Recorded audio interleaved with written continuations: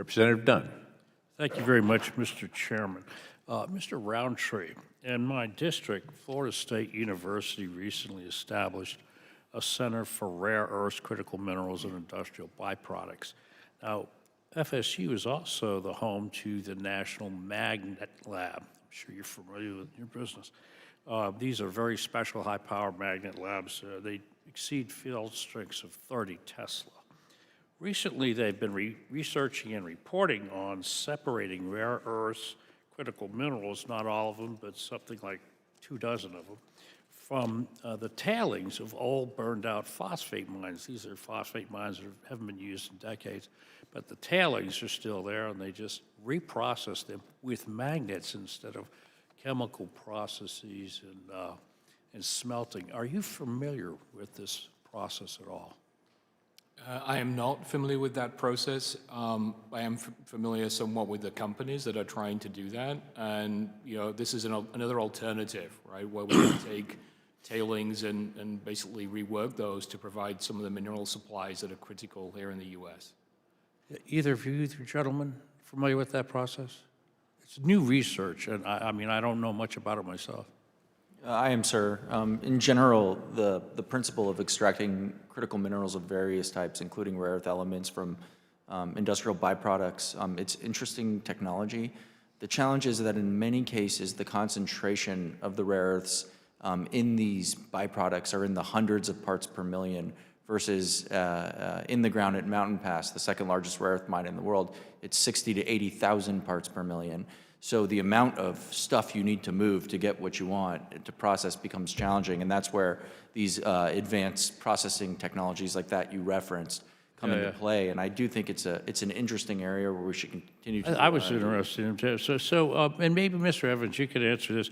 Can you see how companies like yours might benefit from public-private partnerships with academia, institutions like FSU that do research in these areas? Yes, sir. We're actually working with the University of Nevada at Reno.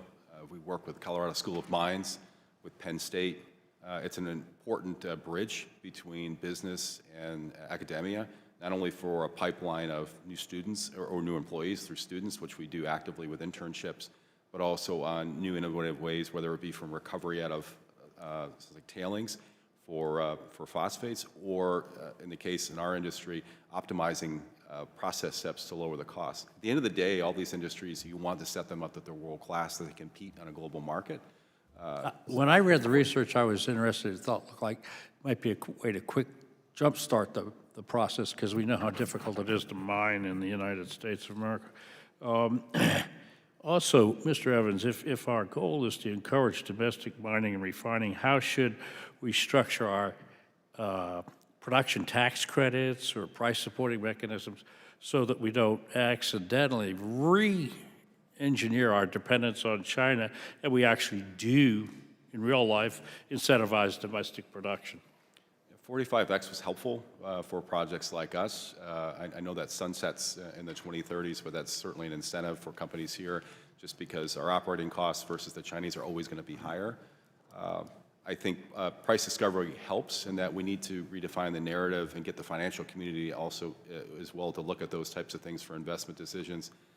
Things like stockpiling in our industry aren't as necessary, but things like anti-dumping or tariffs, if the Chinese continue to behave this way, are helpful tools in the meantime. I think the complexity around some of the products that we talked about here as well, like today, a lot of the lithium that China has, it's all contained in the batteries. So you can tariff the batteries, which I believe we do, but as processing gets stood up in the U.S., look, we're mainly a chemical company, to be honest with you. If you look at the capital, I hope we follow your advice on this. So for perhaps all of you, which industries in America are going to collapse first when we run out of rare earths and critical minerals? I mean, who's the canary in the coal mine? I think the auto industry is uniquely impacted. To build a car, you need 7,000 to 10,000 individual parts. They all have to arrive on time. That any company can assemble an automobile, I think, is a feat of epic proportions. And I think there are so many components within a car. That's why I can't tell who's that contain magnets. It's enormously challenging. And so I think that's the canary in the coal mine. Thank you, gentlemen, so much for coming here. And Mr. Chairman, thank you